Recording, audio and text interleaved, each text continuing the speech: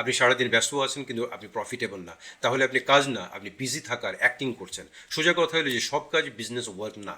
অনেকে সারাদিন ধরে ডিজাইন এডিট করে, লোগো টুইক করে, বিভিন্ন রকমের ক্যাপশন পলিশ করে, র্যান্ডম স্ক্রলিং করে, রিসার্চ নেমে টাইম ওয়েস্ট করে, কিন্তু রেভিনিউ ওয়ার্ক আপনার কয়টা হচ্ছে, সেলস কল কয়টা করছেন, ফলো আপ কয়টা করছেন, অফার টেস্ট কয়টা করছেন, কাস্টমার রিটেনশনের জন্য আপনি কি করছেন।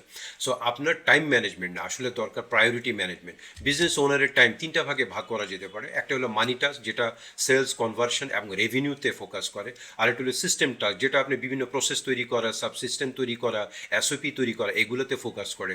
নয়েজ টাস্কগুলো কি একেবারেই লো ভ্যালু, এটা বিজনেসে খুব একটা কাজে লাগে না বলতে গেলেই চলে, সেটাকে আমরা নয়েজ টাস্ক বলতে পারি আর কি। তো প্রবলেম হচ্ছে আমরা নয়েজ টাস্কে হিরো অ্যান্ড মানি টাস্কে উইক। দ্যাট মিনস আমরা সারাদিন সেই কাজগুলোতে বেশি সময় স্পেন্ড করছি যেই কাজে আপনার সেলস কম হচ্ছে, সেই কাজের সাথে কনভার্সনের কোনো সম্পর্ক নেই, সেই কাজের সাথে রেভিনিউর কোনো সম্পর্ক নেই, সেই কাজে আমাদের সময়টা আমরা বেশি দিচ্ছি। সো আজকের আপনার টু ডু লিস্টে এম চিহ্ন দিন। এম চিহ্ন মানে হলো মানি টাস্ক। প্রথমে এম টাস্ক শেষ করবো, তারপর বাকি কাজ শেষ করবো। দ্যাট মিনস হলো যে আপনার টু ডু লিস্টের মধ্যে আপনার যে কাজগুলো আপনি আজকে সারাদিনে করবেন, যেই কাজের সাথে এম চিহ্ন থাকবে, তার মানে হলো এই কাজগুলোর সাথে money related, revenue related, sales related, conversion related.